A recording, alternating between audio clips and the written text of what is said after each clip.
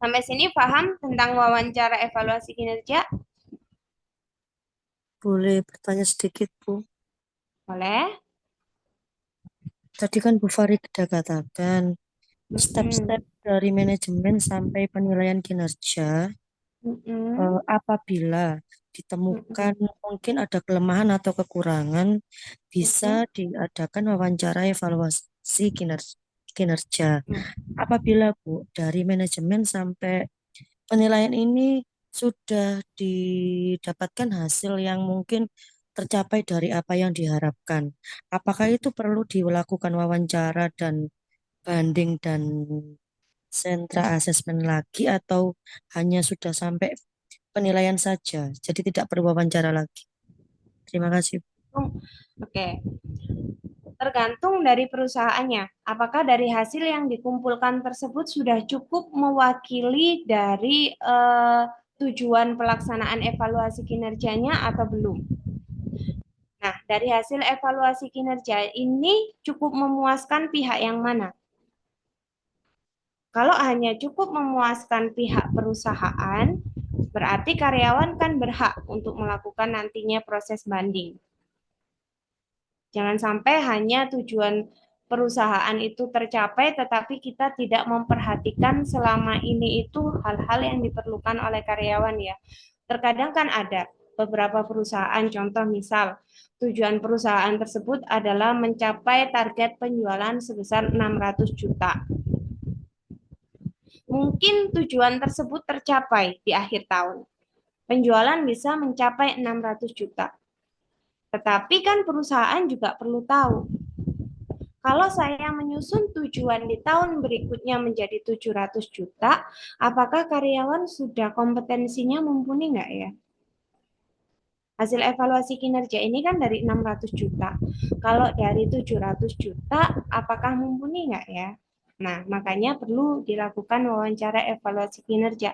Selain untuk mengetahui dan menggali lebih dalam tentang kelemahan karyawan, makanya di sini ada tujuan yang kedua, yaitu bertujuan untuk eh, menyusun dan menyepakati target kinerja berikutnya.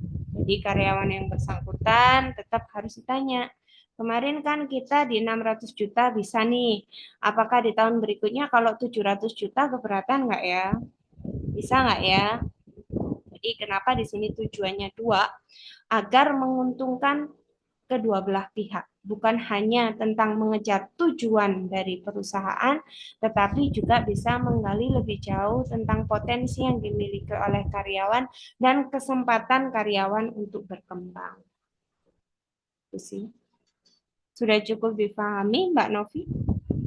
Baik, Bu, terima kasih. Sama-sama. Next, Saya mau tanya, boleh.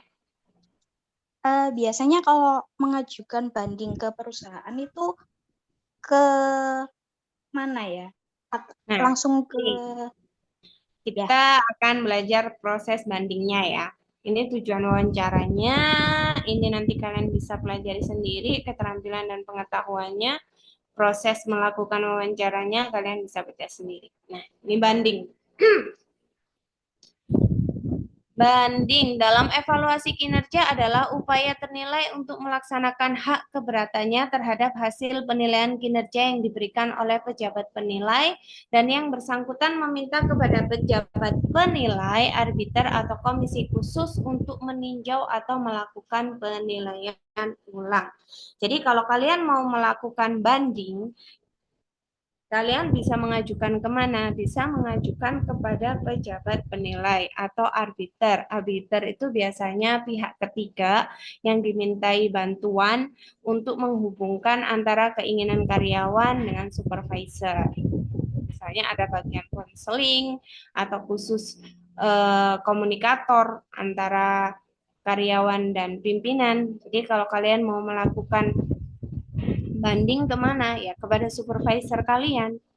Kan yang melakukan penilaian kan supervisor. Misal yang melakukan penilaian Anggun. Ria misalnya dinilai oleh Anggun. Terus Ria tidak puas dengan hasil yang diterima oleh Anggun, maka dia bisa mengajukan banding. Pak, dari mana Bapak menilai hasil kinerja saya itu di bawah rata-rata dari teman-teman yang lain? Gitu. Nanti Anggun akan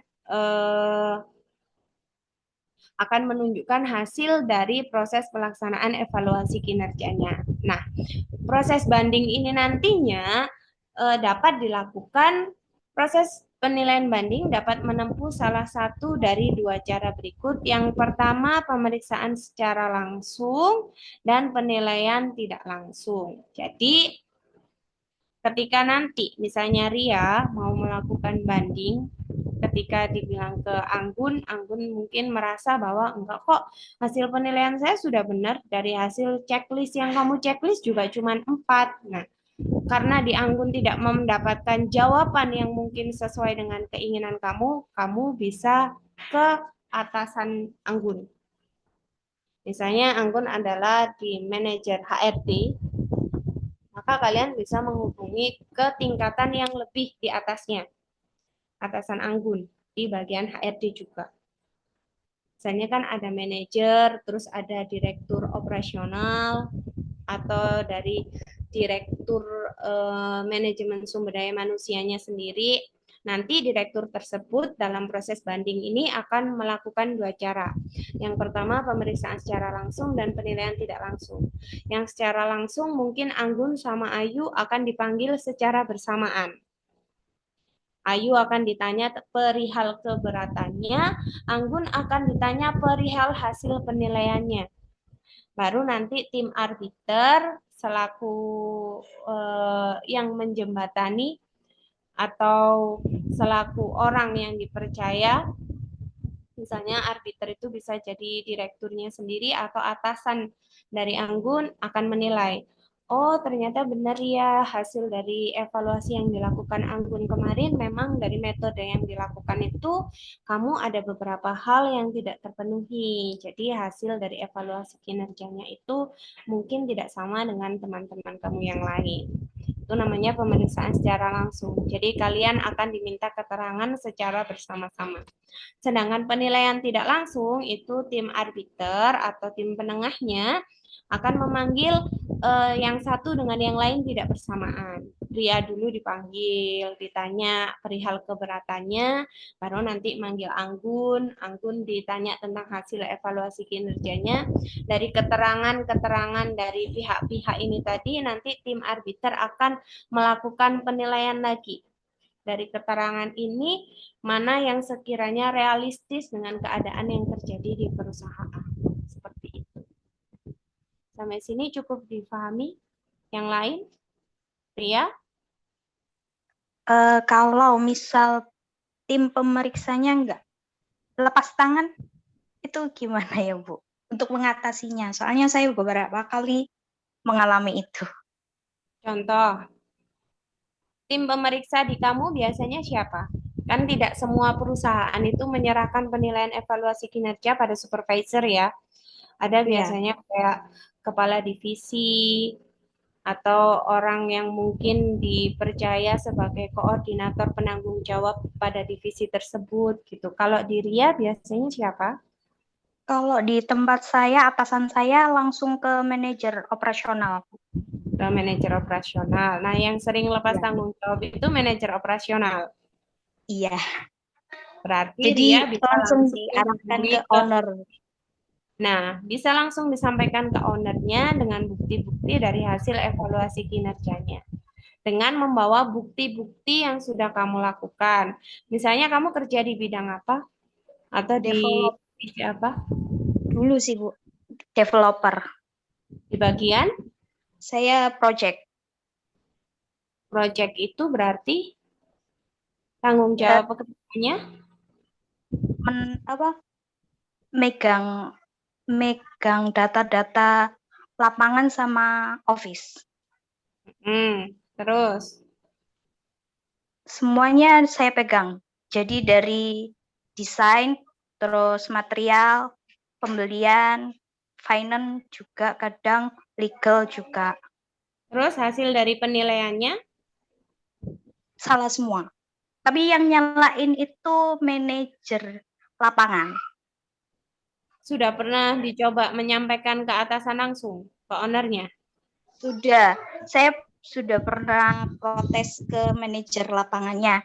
Yang salah apa, tapi beliau nggak ngasih tahu gitu loh, Bu. Itu Akhirnya kan bisa menjadi salah satu bukti juga yang menguatkan proses banding kamu kan? sebenarnya iya sih, Bu. Sebenarnya kalau manajer operasionalnya mau bantu ngomong, saya bisa apa ya? Bisa benar gitu loh, Bu. Sedangkan manajer saya nggak mau bantu ngomong. Jadi keadaannya saya salah gitu. Oh, jadi misalnya kamu memang salah dalam proses evaluasi kinerja kamu, mungkin kamu memang tidak maksimal di proyek tersebut, tetapi manajer operasional kamu tidak mau membantu untuk menyampaikan itu kepada ownernya gitu. Ya, betul. Nah, kamu kan bisa langsung menghubungi ownernya. Kamu sampaikan aja. Salah satu kendalanya yang saya alami adalah ini. Dan salah satu kendala laginya, saya tidak mendapatkan proses pengembangan atau pelatihan dari manajer operasional yang Bapak percaya untuk membawahi saya. Jadi, untuk kasus seperti ini, saya harusnya bagaimana kalau manajer operasional yang dipercaya untuk memberikan pelatihan kepada karyawan saja sudah tidak bertanggung jawab. Dan di situ akan mungkin menguatkan proses banding kamu. Ya, baik, Bu. Oke, paham sampai sini? Paham, Bu. Oke, setelah proses banding, bisa melakukan sentra asesmen. Sentra asesmen ini kemarin kita sudah bahas, ini nggak usah lagi. Kita next ke sini. Memperbaiki kinerja karyawan. Nah, setelah kita tahu hasil dari evaluasi kinerja, dilakukan proses wawancara, sudah ada sentra asesmennya, maka untuk menetapkan tujuan di tahun berikutnya, kita harus bisa memperbaiki kesalahan-kesalahan atau kendala-kendala dari kinerja karyawan di tahun-tahun sebelumnya. Langkah apa saja yang bisa dilakukan untuk memperbaiki kinerja karyawan yang mungkin kurang sesuai atau tidak memenuhi standar kinerja yang ditentukan oleh perusahaan? Itu bisa melakukan beberapa cara. Yang pertama, melakukan atau melaksanakan tindak lanjut audit.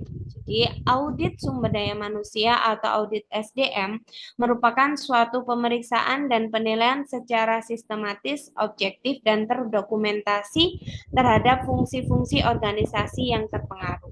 Jadi, setiap perusahaan itu biasanya kan ada tim audit sendiri ya. Selain dilakukan proses evaluasi kinerja sendiri dari tim perusahaan, maka perusahaan itu seringkali juga akan melakukan audit dengan menggunakan lembaga-lembaga auditor terpercaya. Biasanya mendatangkan lembaga audit untuk lebih dalam mengaudit hal-hal yang perlu diketahui oleh perusahaan. Nah, setelah keluar hasil audit dari lembaga yang mengaudit, setelah mengetahui dari proses kelemahan-kelemahan yang ada dalam perusahaan, misal di bagian keuangan. Setelah dilakukan proses evaluasi kerja oleh internal kantor atau internal perusahaan, pasti kan ada temuan-temuan tuh. Kenapa selama ini karyawan tidak bisa memberikan laporan keuangan yang akurat dan lain-lain. Nah, karena kurang puas dengan hasil audit atau hasil evaluasi kinerja yang dilakukan oleh perusahaan, maka perusahaan bisa meminta bantuan oleh lembaga auditor, lembaga audit yang terpercaya, misalnya konsultan akuntansi atau konsultan keuangan, untuk mengaudit dari perusahaannya. Nah, pasti dari audit tersebut akan ditemukan beberapa kelemahan-kelemahan atau akan ada temuan-temuan baru sehubungan dengan kinerja yang sudah dilakukan oleh karyawan. Untuk memperbaiki hal tersebut, maka perusahaan perlu melaksanakan yang namanya tindak lanjut audit. Jadi setelah diaudit oleh lembaga audit, maka perusahaan dengan hasil tersebut melaksanakan tindak lanjut nih. Nah, tujuan dari tindak lanjut ini apa? Yang pertama, bisa membantu pimpinan perusahaan dalam mengarahkan tindakan yang akan diambil terkait dengan hasil audit yang diterima. Jadi, ketika kita menerima hasil audit, kita mau menindak atau melakukan tindakan itu sudah memiliki arahan atau sudah memiliki acuan yang dipergunakan untuk mengambil sikap yang terbaik dalam memperbaiki kinerja-kinerja sesuai dengan hasil temuan audit tersebut. Jadi salah satu cara yang bisa dilakukan oleh perusahaan untuk memperbaiki kinerja karyawannya bisa dengan tindak lanjut audit. Itu yang pertama. Ini nanti kalian bisa pelajari. Ya. Yang kedua dengan feedback atau umpan balik. Jadi umpan balik atau feedback itu juga salah satu cara yang bisa dilakukan oleh perusahaan untuk memperbaiki kinerja karyawannya. Jadi di sini ada sumber feedback, penerima feedback, perubahan perilaku, serta perbaikan kinerja. Jadi ketika kalian memberikan sesuatu seperti yang dilakukan Ria, ketika dia sudah melaksanakan pekerjaannya, harapan dia adalah manajer operasionalnya bisa memberikan feedback kan terhadap hasil kerjanya Ria. Kalau memang saya salah, berarti saya harus apa, Pak? Untuk memperbaikinya saya perlu di mana, Pak? Nah, itu feedback. Kenapa feedback diperlukan di perusahaan? Karena salah satu hal yang bisa memperbaiki kinerja karyawan itu dengan adanya feedback. Karyawan tahu nih kesalahan-kesalahannya di mana, harus melakukan apa. Seperti Ria dulu mungkin dia bingung, saya harus gimana lah kalau ini desainnya salah, sebenarnya desain yang benar gimana? Karena dia tidak menemukan feedback tersebut dari manajer operasionalnya, pada akhirnya dia bingung. Kalau memang yang saya lakukan salah, berarti perbaikannya harus seperti apa? Itu tidak ada. Jadi di perusahaan itu, selain mengandalkan kinerja dan meminta tanggung jawab kerja dari karyawan, perusahaan juga harus bisa memberikan feedback atau umpan balik. Nah, sumber-sumber feedback ada 3. Yang pertama, teman kerja dalam satu tim. Misalnya teman kerjanya antara Heru sama Agus, biasanya dalam satu divisi yang sama. Ditanya nih Agus, Heru kamu bisa mengerjakan deadline kamu tepat waktu, kok aku nggak bisa ya? Menurut kamu kekurangan aku apa? Itu sumber feedback yang pertama bisa diperoleh dari teman kerja. Yang kedua bisa dari tugas dan kewajiban yang diberikan. Apakah dari tugas dan kewajiban tersebut sudah terlaksana sesuai dengan perintah atau tidak? Kalau tugas dan kewajiban tersebut tidak terlaksana sesuai dengan perintah, maka perlu adanya perbaikan dalam diri karyawan tersebut. Yang ketiga, sumber feedback itu juga bisa berasal dari diri sendiri. Jadi karyawan menyadari tentang kelemahan-kelemahan yang ada dalam diri sendiri sehingga dia bisa melakukan perbaikan-perbaikan terhadap kinerjanya. Cara yang selanjutnya yaitu dengan pemberian reward. Kalian pernah dengar teori kebutuhan, teori motivasi kebutuhan? Nah, yang dari Abraham Maslow, salah satu yang terkenal, yang gambarnya segitiga dimulai dari kebutuhan dasar manusia itu, dimulai dari kebutuhan fisiologis. Pernah dengar? Pernah. Pernah? Pernah, Apa aja selain fisiologis? Dari yang paling dasar fisiologis, terus Ada, kalau urutannya saya tidak hafal Bu, ada aktualisasi diri juga. ya aktualisasi diri itu yang paling tinggi, terus penghargaan, rasa aman, kasih sayang, itu gambarnya ini. Jadi setiap manusia itu memiliki teori motivasi kebutuhan. Ini teori motivasi yang paling terkenal yaitu hierarki kebutuhan Abraham Maslow.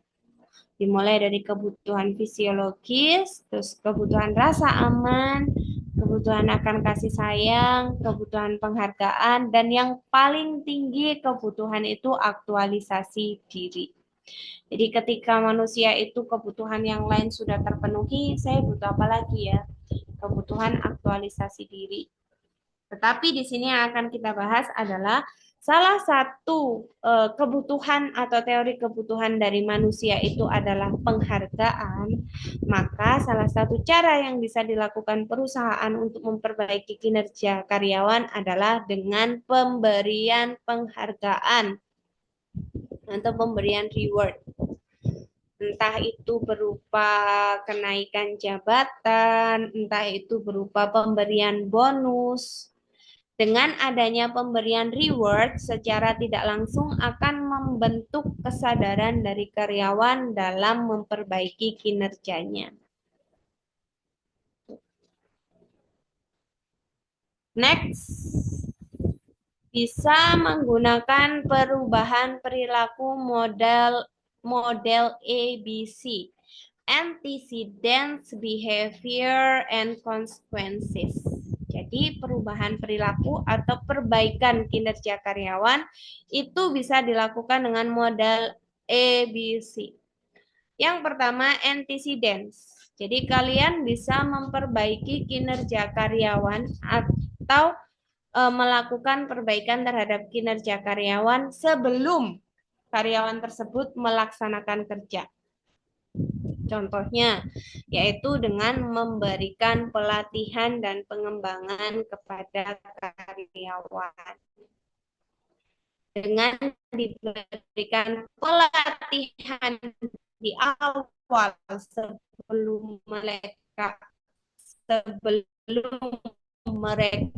melaksanakan kerja atau melaksanakan kinerjanya, maka kalian sudah bisa memperbaiki kinerja karyawan tersebut. Dari yang awalnya karyawan belum paham bisa menjadi lebih paham karena adanya pelatihan yang dilakukan oleh perusahaan. Nah, kalau yang kedua, behavior, yaitu perbaikan kinerja karyawan atau memperbaiki perilaku yang mengarah pada perbaikan kinerja pada saat proses pelaksanaan kinerja. Nah, di tengah-tengah proses pelaksanaan kinerja atau sudah terbentuknya perilaku kinerja, kalian bisa melakukan perbaikan. Jadi ketika dalam proses pelaksanaan kinerja ternyata perilaku kinerja karyawan tersebut tidak sesuai dengan standar yang ditentukan oleh perusahaan, maka kalian bisa melakukan perbaikan. Dan yang ketiga yaitu consequences. Jelas konsekuensi atau konsekuensi, jadi proses perbaikan kinerja karyawan setelah kita tahu konsekuensinya itu yang diterima. Biasanya kan konsekuensi itu bisa berupa SP atau teguran dari pimpinan atau dari manajer. Setelah mereka menerima konsekuensi dari tindakannya, maka secara tidak langsung karyawan akan melakukan proses perbaikan. Nah, itu namanya model perilaku ikhtiar pada saat terlaksananya kinerja, konsekuensi dari tindakan. Next, bisa belajar dari pengalaman. Perusahaan bisa memperbaiki kinerja karyawan dengan mengetahui atau dengan belajar dari pengalaman sebelumnya. Jadi jangan pernah kalian bilang sama karyawan itu sebenarnya kalian itu nggak ada peran apa-apa sih di perusahaan. Nah, belajar dari pengalaman karena salah satu kebutuhan tadi adalah pengalaman sebelumnya perusahaan dalam memperbaiki kinerja karyawan bisa melakukan, contohnya selalu bilang berkat karyawan tujuan perusahaan bisa tercapai. Rekrut orang-orang karena mereka memang bisa bekerja bukan dari pengalaman masa lalunya. Dan yang terakhir bisa melalui knowledge sharing atau berbagi pengetahuan. Entah itu berbagi pengetahuan dari satu teman kerja yang sama atau berbagi pengetahuan dari atasan ke bawahan. Salah satu cara yang bisa memperbaiki kinerja karyawan itu yaitu dengan adanya knowledge sharing atau saling berbagi pengetahuan. Sampai sini ada yang ditanyakan? Proses memperbaiki kinerja karyawan tadi bisa dilakukan dengan beberapa cara, di antaranya yang pertama yaitu Memberikan pelatihan. melaksanakan Tindak lanjut audit. tindak lanjut audit. Yang kedua, Feedback atau umpan balik. feedback. Yang ketiga, Pemberian reward. reward. Yang keempat, apa? Agus?